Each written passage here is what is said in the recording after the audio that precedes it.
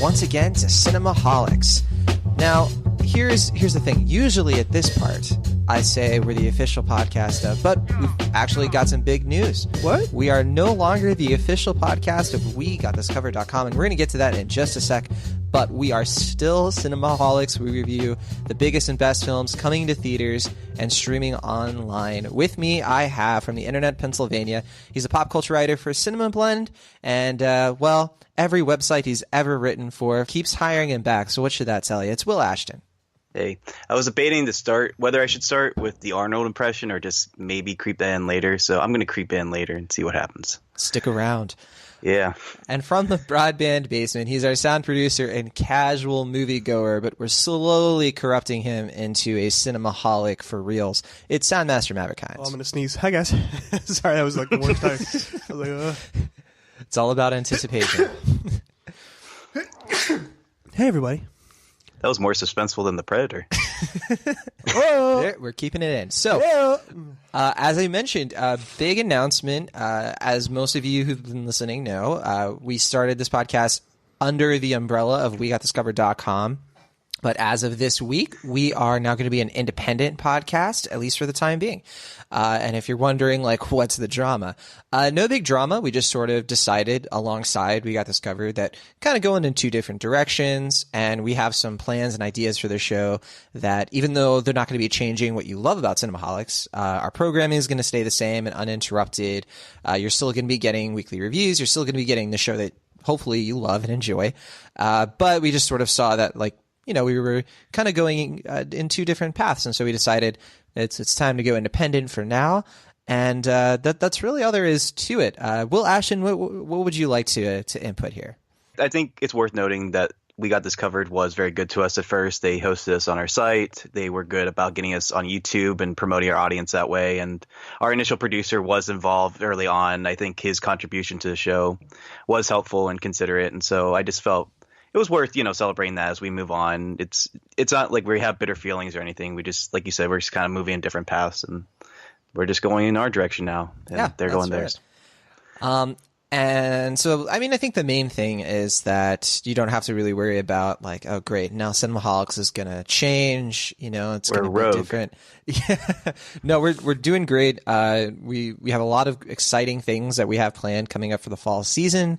And this kind of kicks off, we did our fall movie preview last week, so now we're ready to get into some of the big fall movies finally. So did you have anything to add, Maverick Hines? No, I don't. Still recovering from that sneeze. Yeah, it would knock me out. I'm not me anymore. I'm sorry.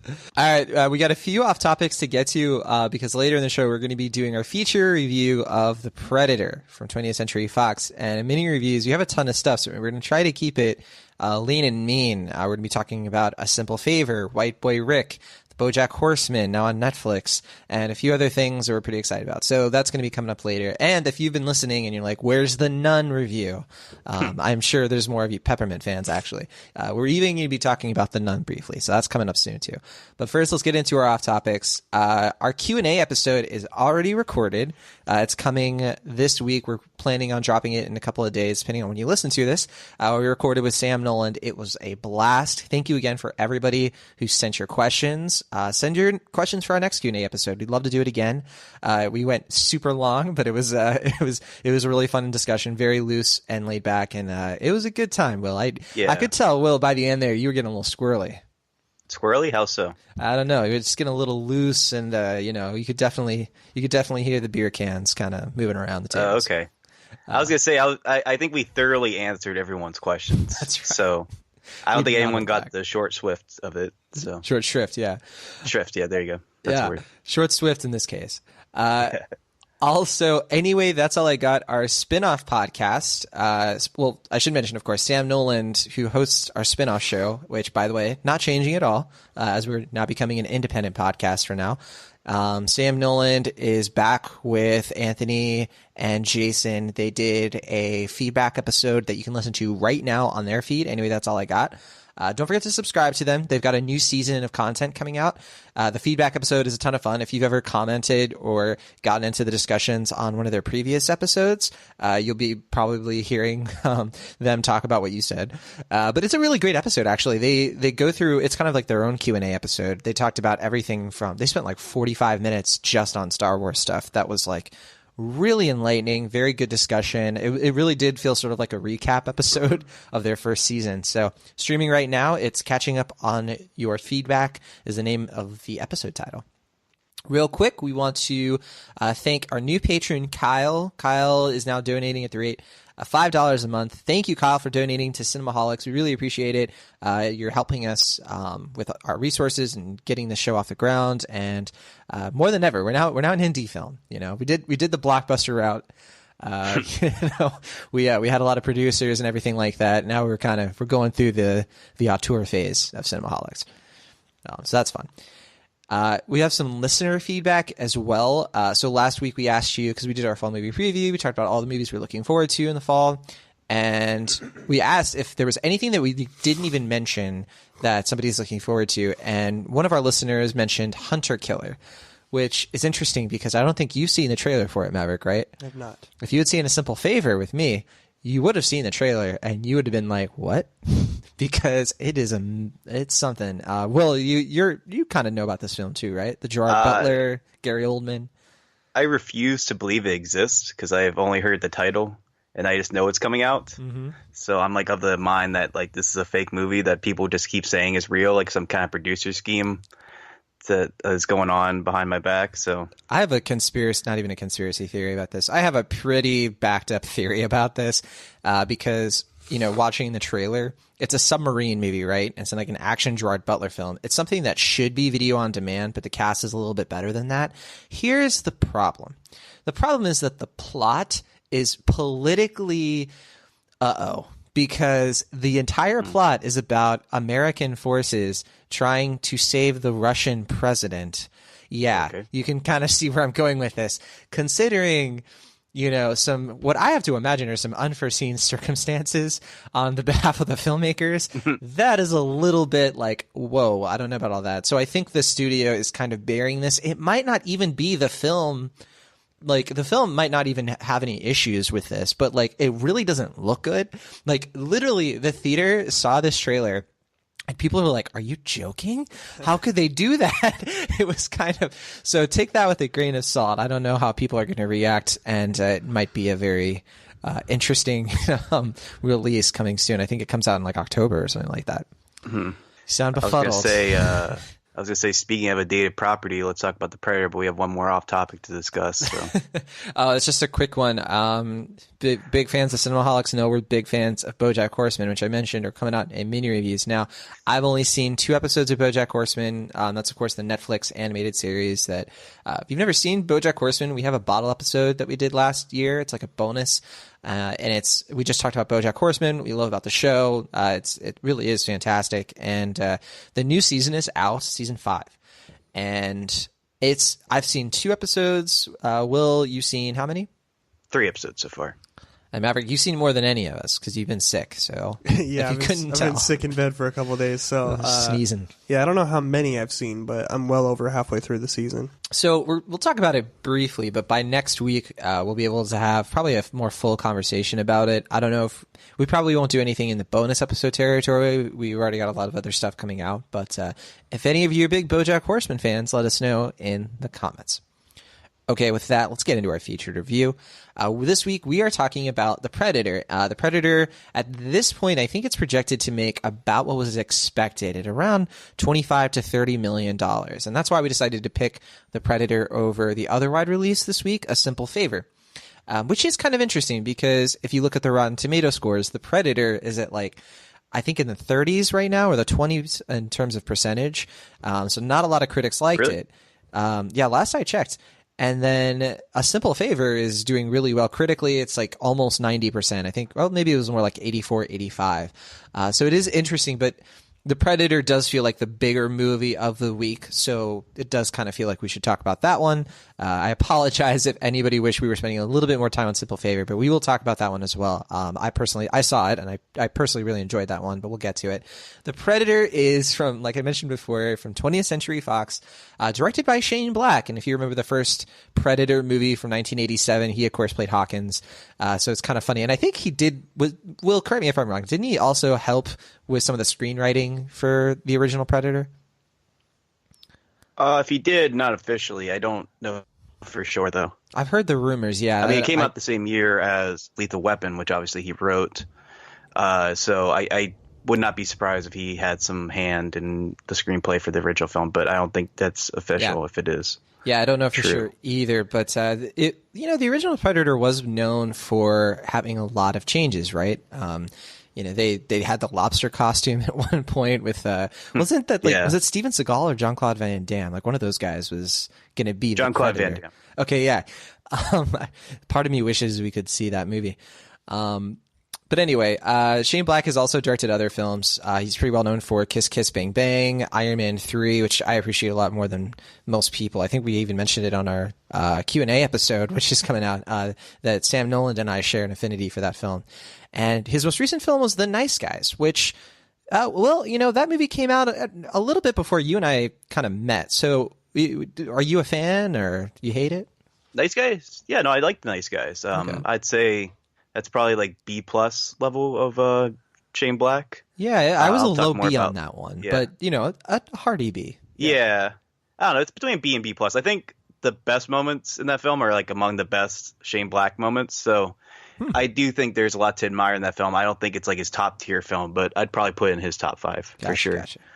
Well, if you're a fan of Shane Black, you'll probably be excited to also hear that he worked on the screenplay with Fred Dekker, who's probably best known for directing The Monster Squad and Night of the Creeps. And boy, are there Monster Squad references all throughout this new film. So this premiered at the Toronto International Film Festival. The reviews, like I mentioned before, they've been pretty mixed. But this should be an interesting discussion because it's an R-rated film, and I guess the best way to label it is it's an action horror comedy, but not like something like Zombieland, where Zombieland leans more on the comedy than the horror. This one is way more on the horror side, but the comedy is still there as well. Maybe you disagree. We'll talk about it. Yeah. Jacob Tremblay is in this film, along with Sterling K. Brown, Yvonne Strahovski, Olivia Munn, Lachlan Monroe, Thomas Jane, Boyd Holbrook, Jake Busey, who's Gary Busey's real son, right? Because I think probably they sort of allude that he is the son of Gary Busey's character in the second Predator, but I didn't really catch if that was supposed to be on purpose, but who knows. Keegan-Michael Key is in this as well, along with Niall Mater and Trevante Rhodes and Edward James Olmos. Whoa. Wait. I think actually Edward James Olmos was cut out of the film. I heard that too, because I was looking for him in this, and I was wondering if I missed it. I was like, where is he supposed to be? Yeah. I'm pretty sure, he got cut, because I think I saw an article saying like what the scene was he was supposed to be in. So unless it was like a super like sleuthy cameo, I don't think he's in the film. Which I doubt that they would go for, right? Okay, so let's start with you, Maverick Hines. Maverick, let's start with your background on the Predator movies. Which ones have you seen, and what have you thought about the franchise, and kind of your expectations going into this one? I saw the original Predator, the OG. I don't know that I've seen any of the sequels or anything else. If you like did, that. It was kind of like probably like on TV or something, Yeah, something like that. But I really like the original one. It's a pretty, I don't know that it's the best movie ever made, obviously, but like it was an awesome monster action movie and great one-liners, craziness, and so yeah, I've always liked the original Predator. I will say I wasn't jumping up and down excited to leave the house to go see this new one based off of the trailer. It didn't look like the most exciting thing I've ever seen in my life, but still thought it'd be fun. You know, we got to see it in like the fancy Dolby cinema. So I was like, it'll be fun. You know, get to sit back in the recliner and. It's a good choice too, because the Dolby screen gave the like effects a lot of justice. Like I heard rumors that, well, not rumors. I heard people critiquing the film for its special effects and the CG and stuff. In Dolby, it actually looked pretty good. It looked I wonder decent. If that was. It wasn't noticeably bad, right? Like it wasn't the most amazing thing in the world, but it wasn't like, what is going on right here? Yeah, it worked out for us. So yeah, we you know went into it just kind of expecting to have a fun. Like I think I went into it slightly more optimistic than I went into the Meg, but like around that same kind of mind frame where I was like, it'll just be what it is, right? And I'll say, having seen it, that's basically how I walked out as well. Like that's basically exactly what I thought it was. Yeah, it checked all your boxes. Yeah. But you know, I had a fun time. There were a couple funny moments where I got to laugh. There were a couple moments where they wanted me to, but I didn't. And, you know, it was a crazy, weird version of the Predator story, I think. And I've been trying to read like reviews and stuff, and I don't know. It was an interesting take on the Predator like mythos that I was curious about that. Do you remember a lot of the mythos? Because I don't remember it being a big thing in the first movie. This is weird, but like I said, I've seen the first movie, and you don't learn a lot about the Predator, you know, mythos in that way. But I've seen like a weird amount of YouTube videos about like the Predator myth. I don't know why, but I always end up watching them. But like I can't remember what they're called now, and it really drives me. The Yautja. The what? Yautja, like that's what like the their planet or Yautja species is called or whatever. And it's pronounced something else, but I forget what it is exactly. Yeah, Yautja or something like that. But anyway, I've seen a lot of videos on that, so like that's not relevant to this at all. I just thought I'd share. But it is relevant because a lot of that information is filled in by the AVP movies, the Alien vs Predator sequels. Yeah. I guess I have seen AVP, so I guess that counts as one other one I've seen. Okay, yeah. And the interesting thing about that is like a lot of people debate whether or not it's canon, and this movie doesn't take a stance either way because of the xenomorph thing. And the xenomorphs are sort of like the way that they're embedded with the Predators doesn't make sense if you've seen Alien Covenant and the more recent Ridley Scott films.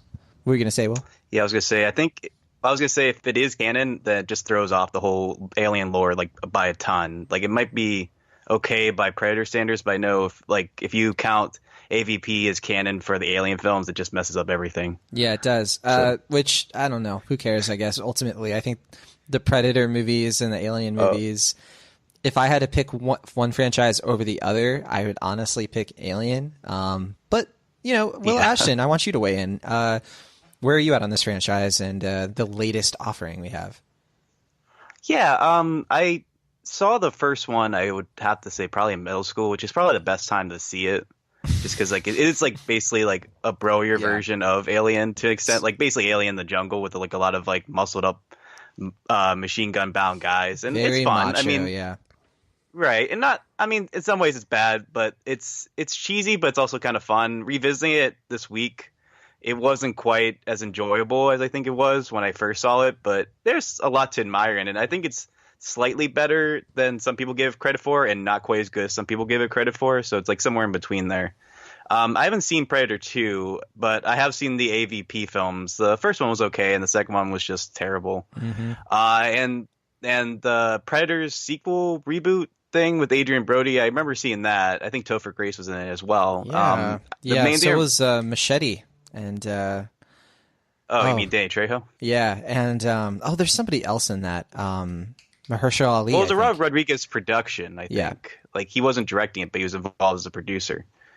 I remember it being forgettable, I guess. Like that's like the main takeaway I had from it was that it was like fine, but not at all memorable. It was just kind of like a retread of the original, but it was like kind of also deconstructing it because like the guys that were in that film, obviously like Adrian Brody and Topher Grace are not Arnold Schwarzenegger and Carl Weathers as far as their physical physique is concerned, but I don't know. It was fine, I guess. I just don't really have much of an opinion of it right now. But as it stands, the Predator, the new one that we've gotten, I am ultimately, I guess, disappointed by it. Not in the sense that I was like severely let down, but I guess I just expected better.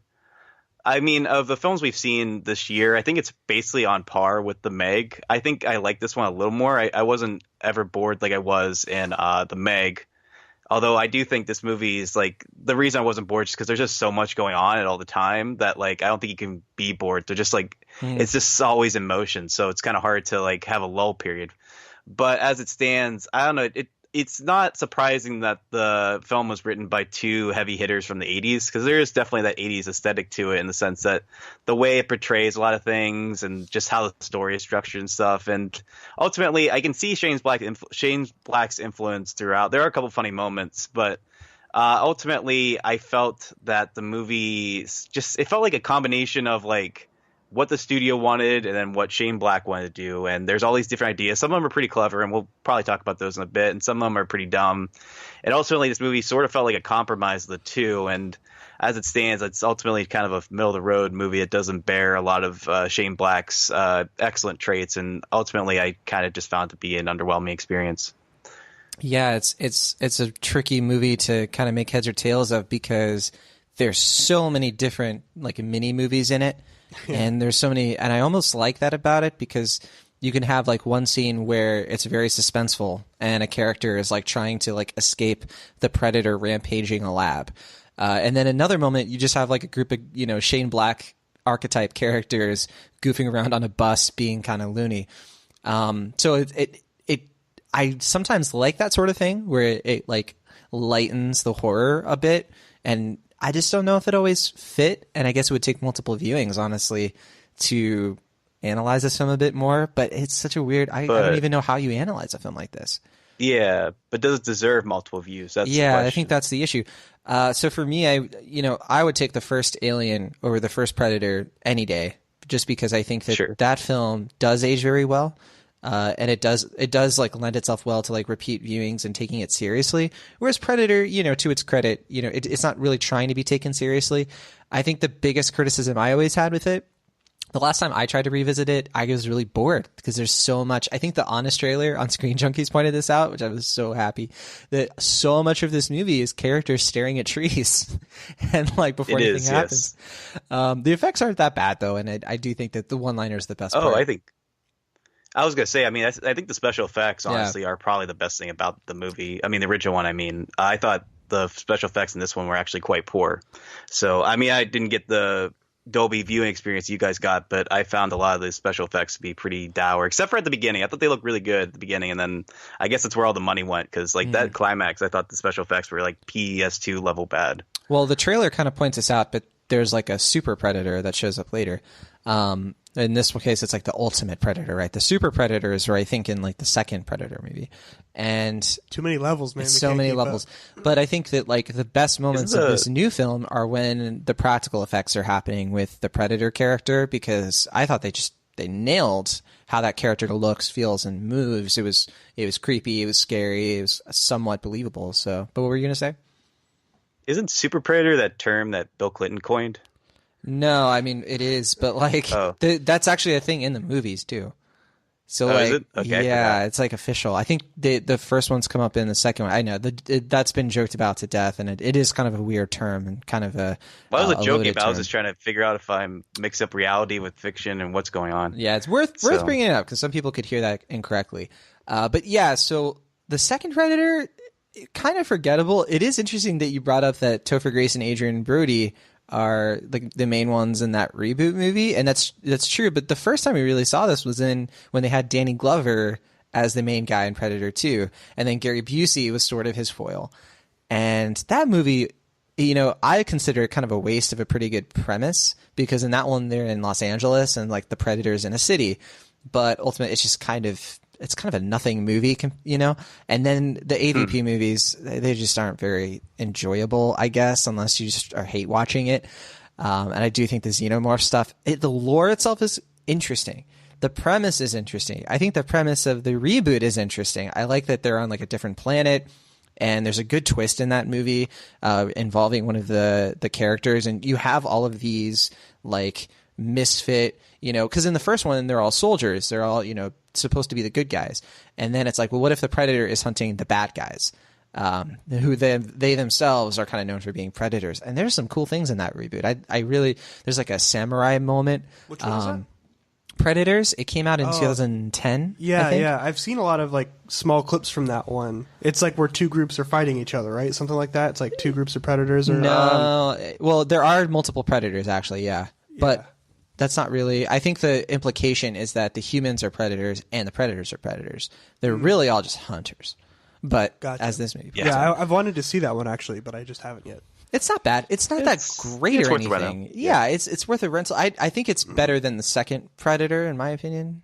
But as far as this new movie goes, I was pretty confused by it. Like, Dan Merle said something very interesting when they reviewed this on Screen Junkies. He said that like you feel like you're going insane as you watch this movie.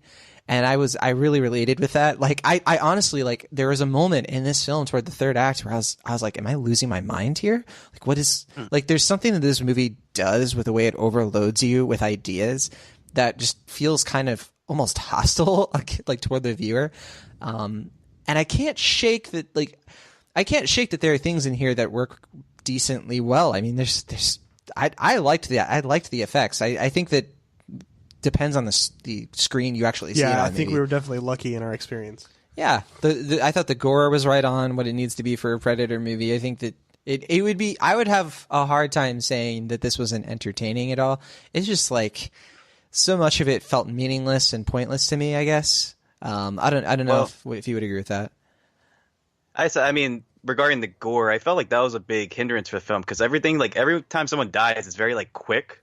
Just like whoosh, and then like someone dies and like you don't really linger on the shots, so it's like you're not even really like enjoying it on like that level. And it's all CG, which makes it not really that fun. Like it's just like, okay, someone dies, and then like sometimes like a character will die and it's just like, did that person just die? Like what happened? Like I can't give away, but there's like a prominent character who dies in like 3 seconds. Yeah, and like that's complete a darkness. Big thing and with this like, film is that it's rushed a lot. Like the deaths that should be a little bit. They have a few deaths that are more meaningful.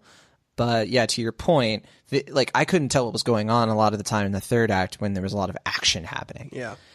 There's also a subplot with like these hounds and stuff that was like a flop, pointless.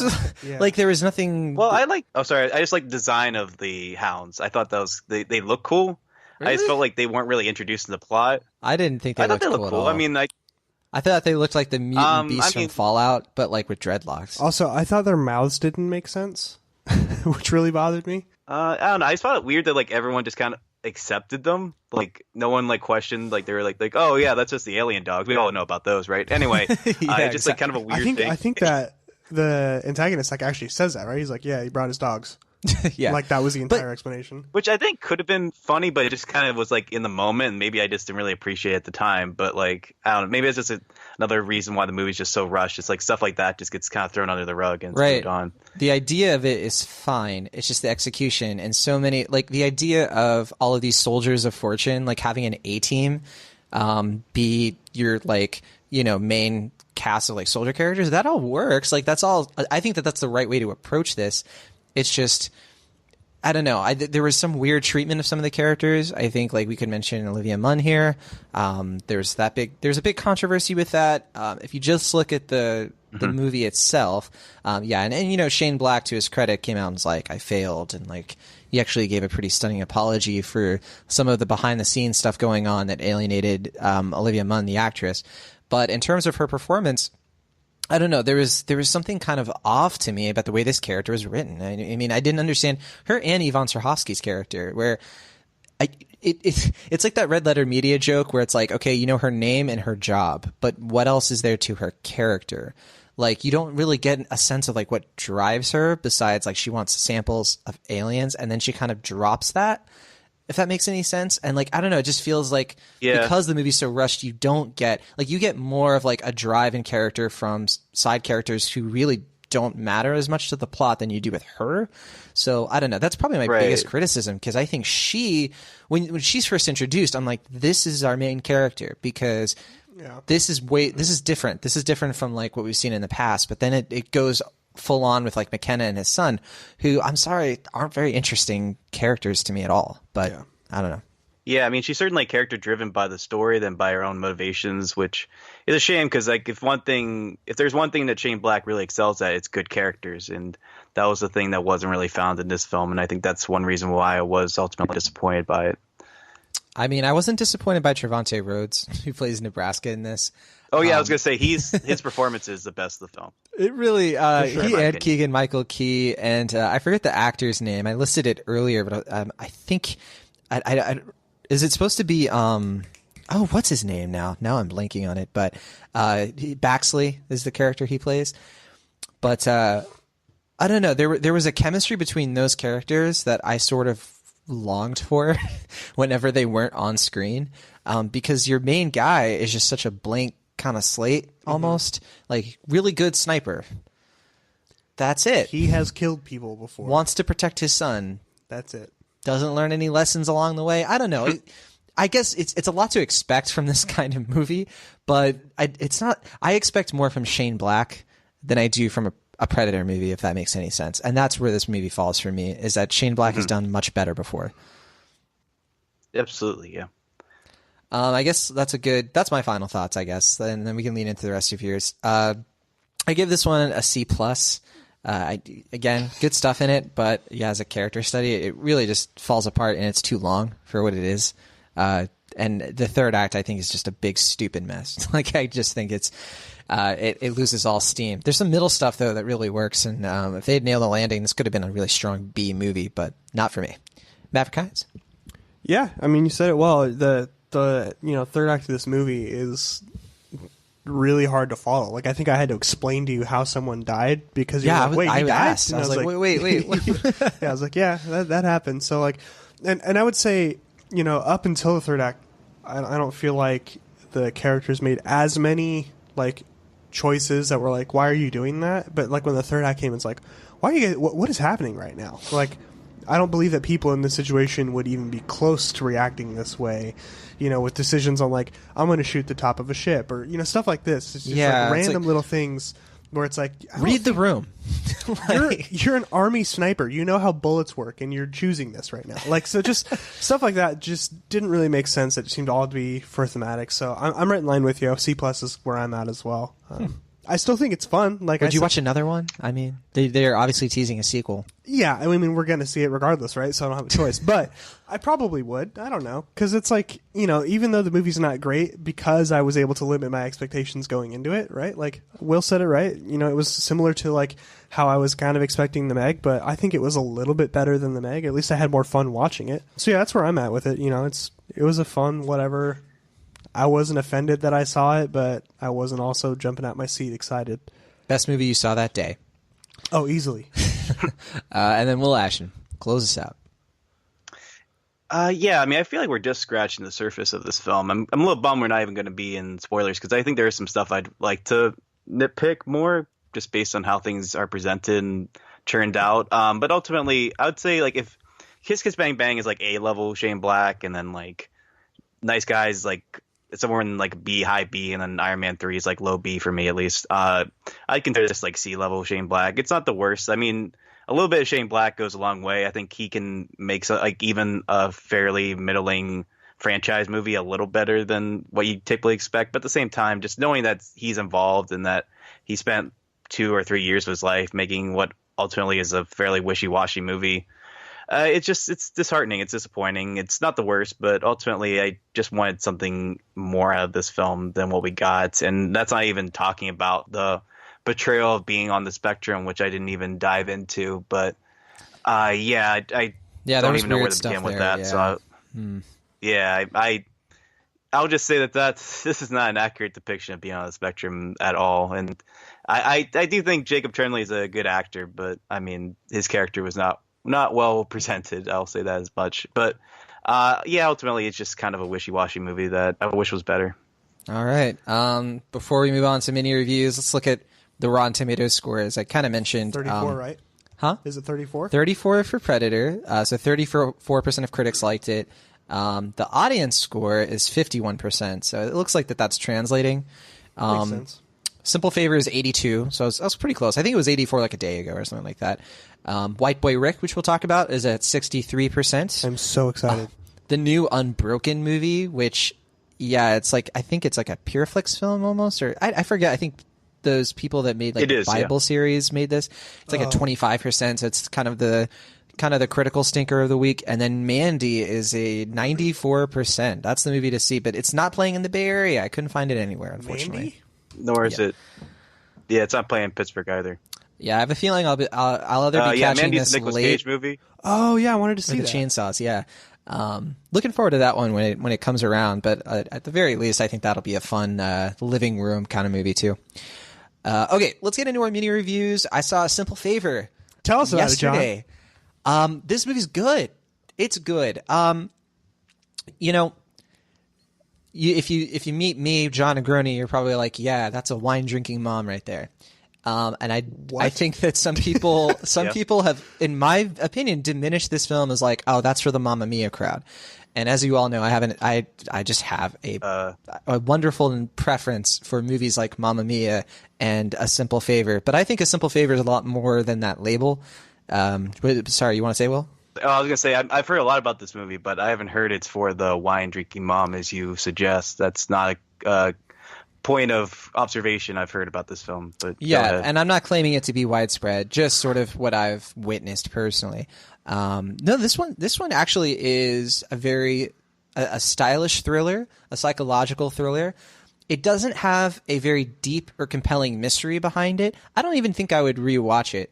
But it is very much one of the Paul Feig films that works, which, as you know, so he directed this one. He says it's from the darker side of Paul Feig.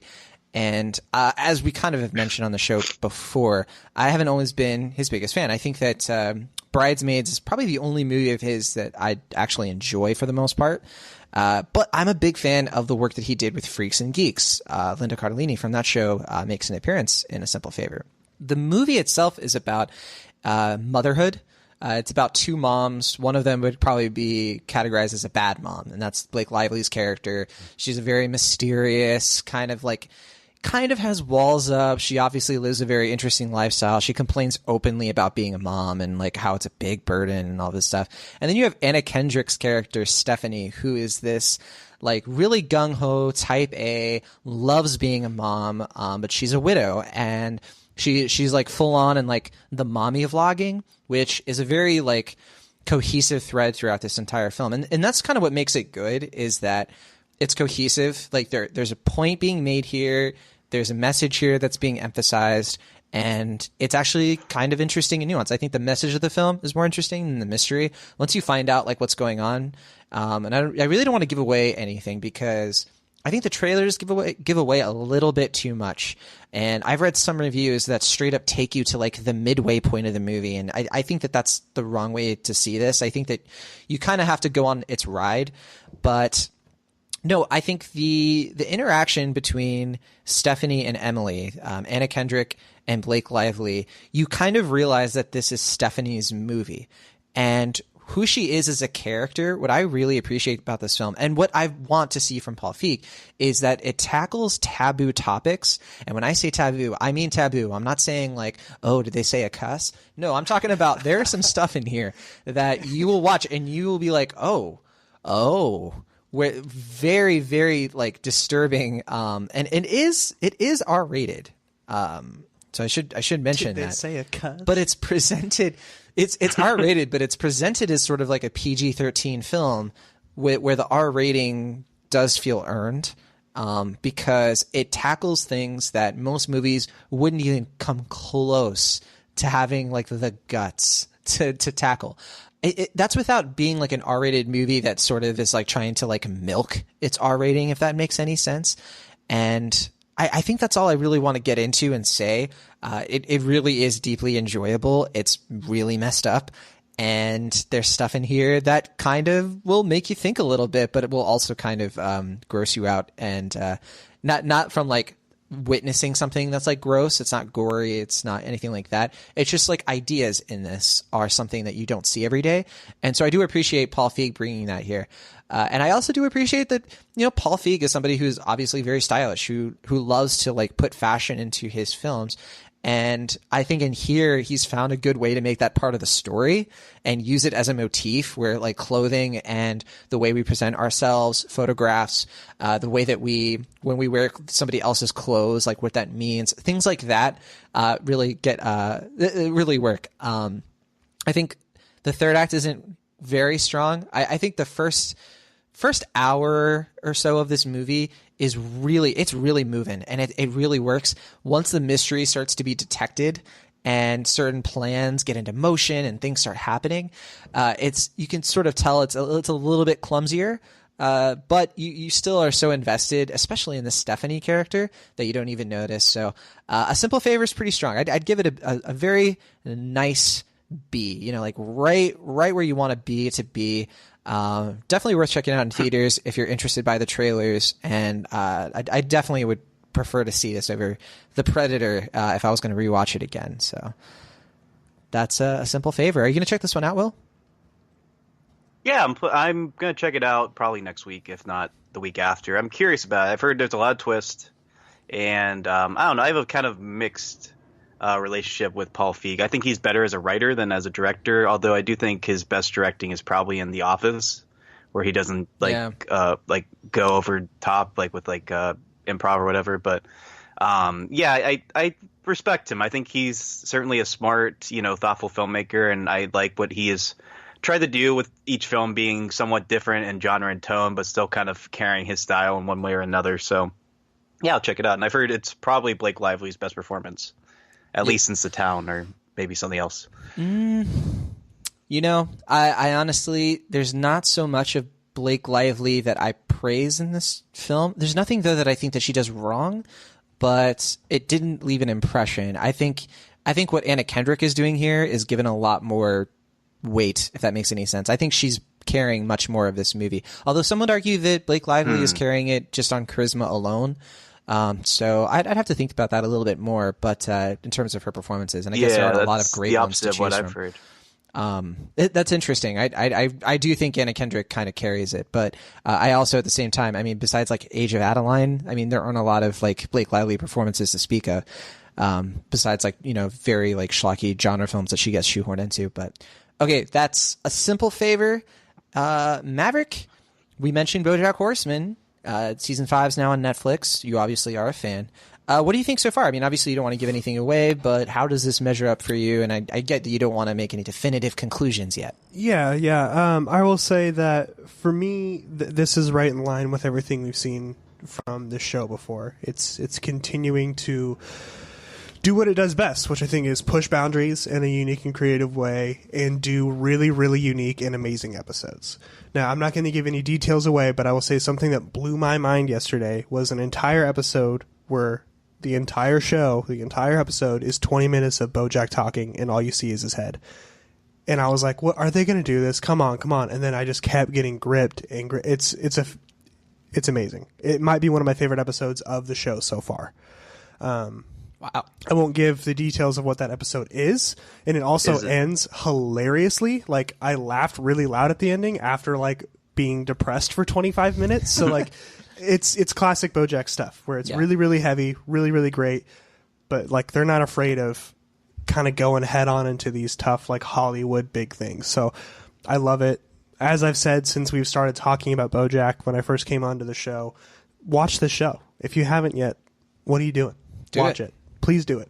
If you don't like the first episode, stay tuned, because I think even just the second episode starts to really get you. Well, I mean, I think if we can look at it objectively, like every one of us has had like kind of some sort of a strong emotional reaction to the show. Like the show has like done something to.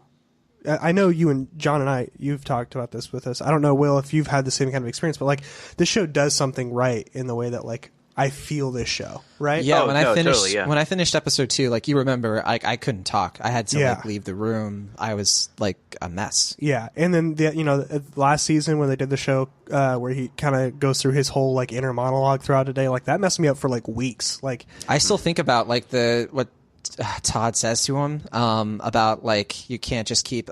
There's just so much profound dialogue here that shows up out of nowhere. So yeah, and I don't want to go too much into it. We'll talk about it, I'm assuming, next week when you guys kind of catch up. We're going to be doing Which Bojack Character Are You? It's going to be on Oh My Disney. It's a BuzzFeed quiz. We'll share the link on our descriptions. I would like to talk about that a little bit, but I guess that's probably dumb.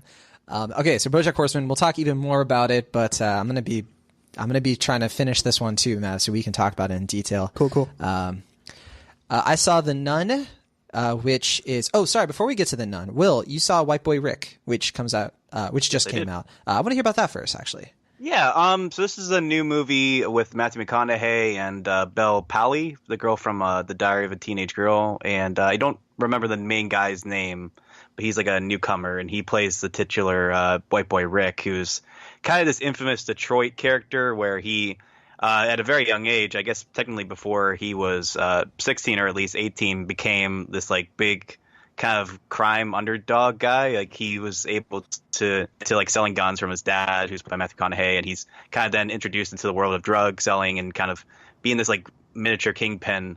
And it's a big story in the sense that there's just a lot that this guy has had done. Like his life story is pretty crazy just in length and scope of it. But I think in telling that story in 2 hours, it's basically just kind of getting to like the nitty gritty details of it in the sense that it's just like it's touching on a lot of stuff, but doesn't really get too deep into it. It's just kind of an overview of what his life was like. And it is entertaining. I do think it'll be fairly crowd pleasing as far as just being a generally entertaining time of the movies. And I do think the performances are quite good from all of our leads as well as the supporting cast. But I just think if this movie were like a season of American Crime Story, like the third season after the OJ story and whatever came out after that, I think if they had fleshed it out and really kind of talked about a lot of the stuff they touch upon, because there's like stuff about racial profiling, there's some stuff about just the details of like what comes into crime and like how like this works with the legal system that is interesting, but it doesn't really dive into that. And so ultimately, as it stands, it's a decent film. There's also a lot of really well done like 80s time period stuff in the sense that a lot of times with 80s movies, like I feels like kind of like an aesthetic that's not really like done to get you in the world, but rather just kind of like make you feel nostalgic. And this movie, you actually kind of feel like you're really in the grit of it as far as 80s Detroit. And I do think that is a testament to the direction of the film. But ultimately, as it stands, the film is fine. It's certainly not the best movie out there, but it's better than The Predator. So I'll give it a B-. It's on the verge of being a B, and it's also on the verge of being a C+. But ultimately, I think it's a fine rental. And if you enjoy these kind of like rise of crime leader type stories, I think you'll enjoy it. But there are certainly better films out there. Yeah, I'm still interested in it. I mean, I'm curious about it though. Why was the budget so high? The reported budget was $29 million. Okay. And every trailer to me makes it look like kind of a film that probably should have cost like what, $5 million to make. I mean, we've seen 80s films, work on a budget like that. So do you have any ideas for that? I mean, there's a lot of like jumping around. Like they have a scene where they go to Vegas that looks very expensive, and I mean, Matthew McConaughey is a pretty big name. There's like stuff. I mean, I won't say it like look. I mean, 30 million isn't that much. Like it's not like they for a movie like movies. This, It's not like breaking the bank. I mean, I think it looks about 30 million. I mean, it doesn't look like it costs more or less than that. Interesting. I guess I'm not exactly expecting it to be a big hit because I think it's only made a few million at the box office. So that's why I'm kind of thinking like, this feels like a festival kind of indie kind of vibe. So I guess I'm just surprised that it has a budget that you would think would be closer to a movie that should make about 14, 15 million opening weekend. So, well, I guess it's kind of going like it's a big wide scoping film. Like, I mean, it does have that kind of indie aesthetic that you're talking about, but the story that's telling is very long and encompassing. So I think there's a lot that goes on in this film that is, I'm sure, was quite costly to do, and I don't want to say too much because some of it's spoiler territory. But yeah, I mean, I would say it doesn't like look like they blew the budget or anything. It certainly there's a lot of money that had to be thrown into certain scenes. Gotcha. Okay, well, that's White Boy Rick, and remind us what was your? Guys. Oh, I gave it a B-. I think it's fine. Like it's certainly a good Redbox rental, but I don't know if I'd rush out to see it in theaters. All right. Well, it's in theaters now. If it's in your area, B- kind of movie. And judging by what we've talked about, there aren't exactly like any A movies running around right now, so this might be a good pick. Are you, after hearing all that, Maverick, you still excited about it? It was on your honorable mentions. Yeah, I still think I'm going to have a good time with it. I'm still looking forward to it. Yeah, I think you'll like it, Maverick. It seems like a movie you'd enjoy, I think, just based on the story and the way it's told. So, and we should mention kind of a goof on our part last week. We said that movie was Diary of an American Girl or something like that. It's Diary of a Teenage Girl, which you just said correctly, but we didn't correct it last week. And I literally was just listening, and I was like, oh wait, that's not the name of the movie. That's the one that Belle Pally, of course, was in, and all that. Right, yeah, and she's very good in this film as well as that one. So she's certainly on the rise. All right, okay. I also saw The Nun, The Nun, which we would have talked about last week, but we did our fall movie preview.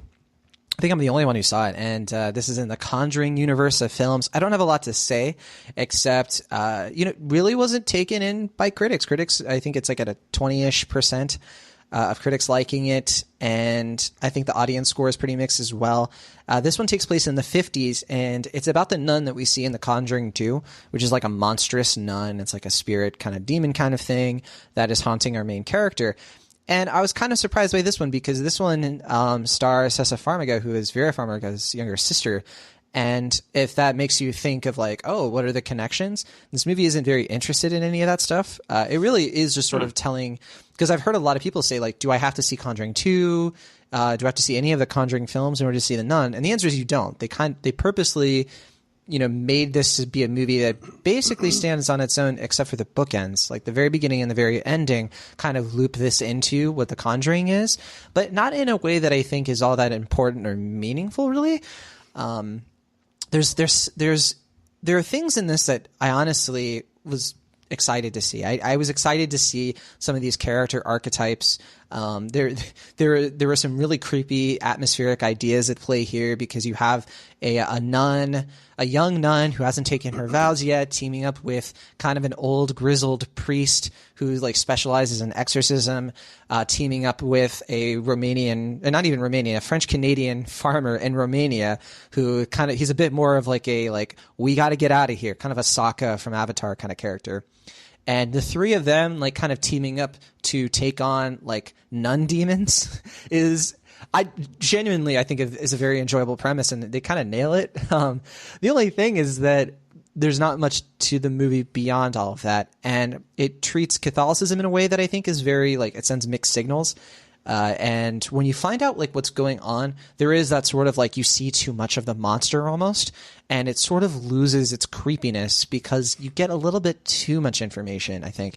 And I gotta say that the ending, you either are going to love it or you hate it, but the way that these characters grapple with what's going on involves a plot device and a tool/weapon that is executed in a way that will either make you laugh like crazy like you're watching Happy Death Day, or it will just make you cross your arms and be like, you got to be kidding me.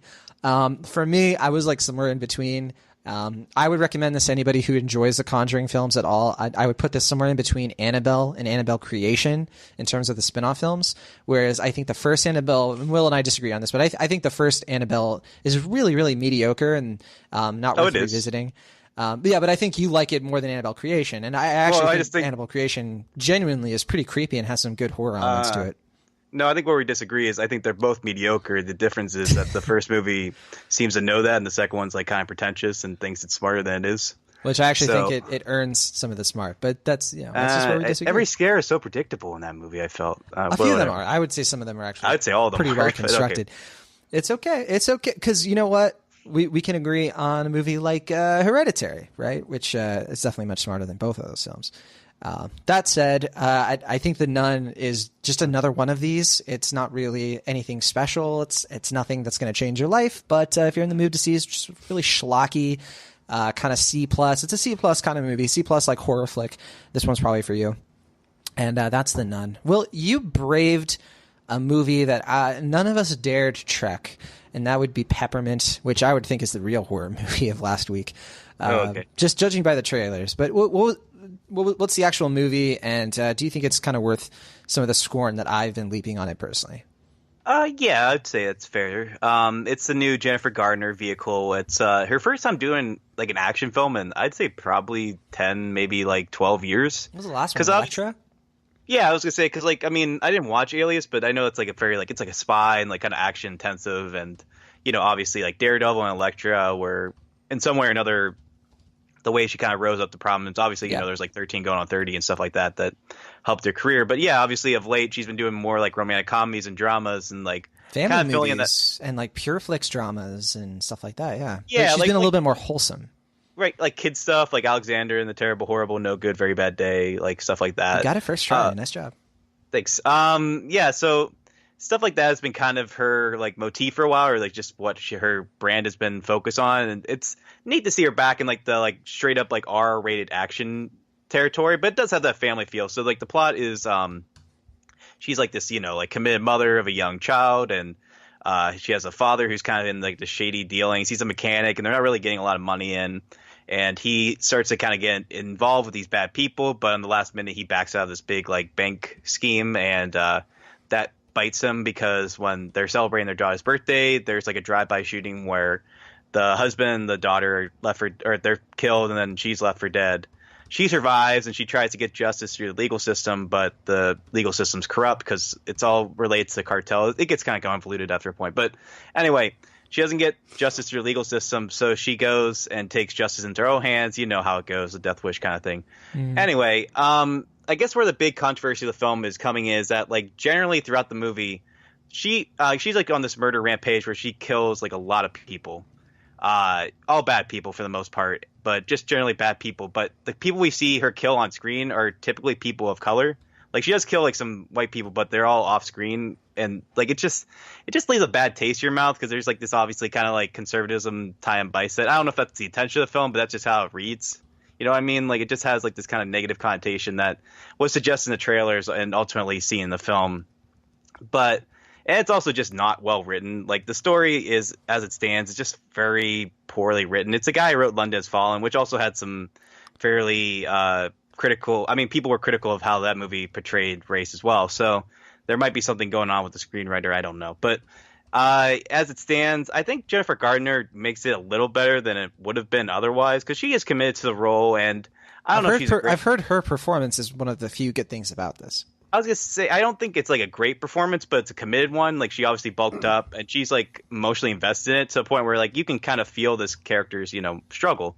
And it doesn't feel like superficial except for a couple scenes. But as it stands, as much as I would like to see Jennifer Gardner in like a really cool action movie again, because there are a couple okay action scenes, but nothing that I would really recommend, especially considering everything that doesn't work in this film. As it stands, it's just not a good film. It's just a disappointment. And I hope Jennifer Gardner can, expand again and do action as well as dramas and romantic comedies. But I hope if she does another action film, it's better than this one. So I'm going to give it a C-. Not the worst, but certainly not a good film. All right, that's Peppermint. Yeah, I have no interest. I think it's like a 12% on Rotten Tomatoes right now. So terrible like that. Yeah, probably for a lot of the reasons you're saying, and it's a shame. I know you're not as big on Pierre Morel's film Taken as I was. I really enjoy that film. I think that one's much better than a lot of his other work, personally. But yeah, I know a lot of people like that movie, and I think you are kind of a contrarian on it, slightly. I think they're mixed. I think I enjoyed the John Travolta one a little more, from Paris with Love. I thought that was a little more entertaining than Taken, which I found just kind of a typical revenge fantasy kind of thing. Just that had a really good performance from Liam Neeson. But yeah, I don't know. That's the thing, is like I don't think it's not even really a revenge. It's more of like it's like a fantasy film where wish fulfillment almost. Like the dad gets to like be the hero and kind of come back into the family's lives and beat up some people and stuff. I get what the intention of the film was, but yeah, I don't think sometimes it's just all you want, I don't know. Sure, that's fair. That's fine. Okay, well, that's Peppermint, kind of a C- movie. So we a lot of C stuff this episode. The exception, but not a lot of stuff to see. Well, there's a simple favor. Sure. Okay, so here's the situation. I saw a lot of Netflix stuff, and we don't have time. I don't have time to get into all of it, but I am going to go over what I have been seeing and kind of let you know what's the best of the lot. I saw half of Iron Fist season 2 on Netflix.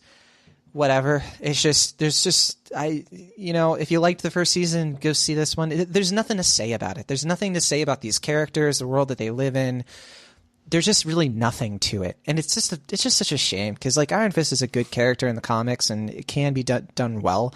But even Colleen is a snore here. And one of these days we need to have a full conversation about these Netflix shows, because like the Marvel ones, because they are just getting so bogged down in like weird plots, and just there's just no energy to them anymore. And like I couldn't finish Jessica Jones. I couldn't finish Luke Cage. There's just a waning interest I'm having, and I just want them to have a spark of creativity put back into the shows again, but I just don't see that happening. I think you're right with Iron Fist, but like I would pretty strongly disagree with you on Luke Cage. I loved it till the end. That's true, yeah. And you finished Jessica Jones, right? I did finish Jessica Jones. I'm probably in the middle of those two.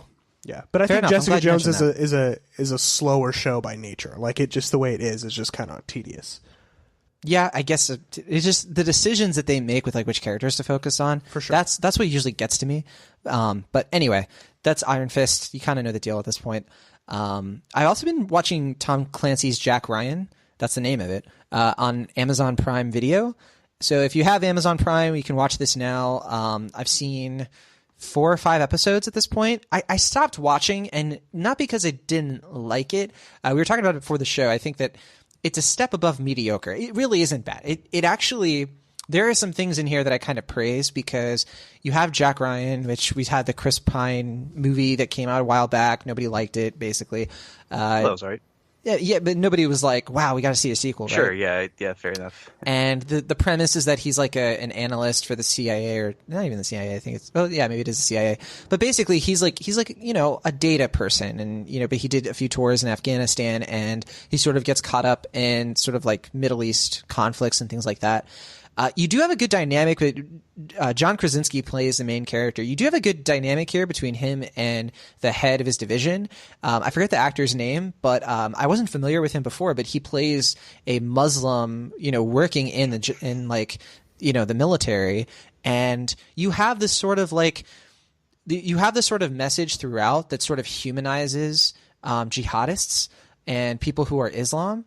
And it doesn't always do it in the most deft or, flattering ways, but it does sort of give you a full picture of who these people are that we're dealing with in terms of like terrorism, things like that. You have this sort of like fictional, like their purposes are different from like, the Taliban, ISIS and things like that. But it is obviously related in terms of like tactics. And I do think that's a unique way to tell a story. This show, almost to its fault, it spends a lot of time putting you in the heads of these extremist characters, people who are like capable of like mass murder, and you spend a lot of time with them. And I think you almost don't spend enough time with the main character, which on the one hand I do like, because I do want that full picture, and making the villains interesting. It reminds me kind of like of Justified or something like that, where the villains are interesting. They have backstories. They make sense. They're human beings, even though you don't want them to succeed. But you almost don't spend enough time getting to know John Krasinski's Jack Ryan and why you should care about him and why he should succeed. He spends a lot of the show just sort of, whining about not having enough resources to do which thing. And maybe the show improves from there. It's worth checking out. I know some people like it a little bit more than I do, but how are you liking John Krasinski as like this kind of action guy? He now? Fits the role. Yeah? He fits it. He actually really does. I think that like he makes sense within that, like he wears a suit well. In the terms of like, but I mean, in the sense of like, you can buy that he would be taken not seriously as like an action guy, but at the same time, when he pulls out the action and it surprises people, it makes sense. I think it's actually pretty inspired casting, and I think he brings a lot to it. I just think that the first few episodes don't give him enough. You don't get in his head enough almost. And I wonder it's because they're a little scared of like what they want to reveal about the Jack Ryan character so far. So don't want to get much into it, but beyond all that, I really want to mention 2 things, and then we'll be done. I've been playing Marvel Spider-Man for PS4. He's been playing it every day. Much. 24, like he's doing what I did to The Witcher 3. Not every day. I try to do it like every other day. I play a lot. Every day. It's true. But Marvel Spider-Man for the PS4, if you're into gaming, this game has just been just really incredible. It's kind of been breaking the internet a little bit. Yeah. The graphics are amazing. The details of New York City are amazing. And the story is really good. I might talk about it more in detail next week, because I'll be done with the story by then. I've been sort of holding off because I don't want it to end. But yeah, I've been binge playing this one for sure. But yeah, for PS4, I give it a big thumbs up. And then, okay, so this is my last thing. Dragon Prince, or The Dragon Prince, is a new animated show on Netflix. One of the writers of Avatar: The Last Airbender worked on this. And this is the best animated show on right now. Where's it at? It's on Netflix. It's a Netflix thing. There are only 9 episodes. I'm almost done with it, and I just started watching it yesterday. It is well written. The characters are well written. It's sort of like Dragon Age Inquisition meets Avatar: The Last Airbender. Ooh, meets literal Dungeons and Dragons campaigns that Maverick and I have done. I'm looking at like photos of it now, and the animation is The animation very, is incredible. very the much on par production with. value here is insane. And when you watch it, there's some cell shading, and it almost turns you off. Where you're like, oh, they kind of are like that kind of like 3D models. But that the way that they blend it into the backgrounds, it reminds me of Samurai Jack, and I'd say that it's like even better than that. Ooh, I'm some of the excited now. shots in here, like there is a shot in I think the 3rd episode where 2 characters are about to go down. That is just unbelievably thrilling action. Giancarlo Volpe is also a producer on this. Do not sleep on the Dragon Prince. If you like animated shows in general, if you liked Avatar: The Last Airbender, watch this show. It is a great. Okay, you don't gotta yell. It really at me. is just very, very terrific. It sold me so quickly. The lore is good. The message of it is really good. Like, characters just trying to bring peace between 2 different nations. It's not very complex, but they do it in ways that are just, again, the characters are so well done. They're funny. They make sense. You know, the show actually gets into like killing, and like it doesn't hold back from life and death situations. So, but at the same time, it's got that sort of Avatar charm to it. And I'm stoked. I wouldn't say that it's not as, you know, better than Avatar: The Last Airbender or even The Legend of Korra. I think that show is a monolith at this point, but it does feel like a worthy successor. Like, it feels like something that, like, you know, if it had come out after The Legend of Korra, I would have been so excited that we get another sort of offering into a really unique and exciting world. Yeah. And you see this, you obviously see that one of the writers worked on this because the way that they format the episodes, the way that, you know, the structure works, it is very reminiscent, but there's just something about the way the characters in this world exist and talk to each other. It just like reminds you of how good animated series can be, that are like this. I know a lot of people really love Voltron. I like Voltron too. Voltron is a good show. I've watched plenty of it. It's good, but I'd say this show just better. It's just better all around. So, and it's more of a fantasy sort of thing anyway. So check it out. It's called The Dragon Prince. I don't know if it's more your jam, Elashin, because I don't know, with you and animated series that are like more in this style, I don't know if we've ever found a lot of like common ground. I think you're more like, you know, The Simpsons and things like that. But does it sound at all interesting to you, or is it kind of a question mark? Yeah, I mean, I don't know when I'll get around to it. There's just so much on TV right now that I'm behind on, but I'm glad it's good.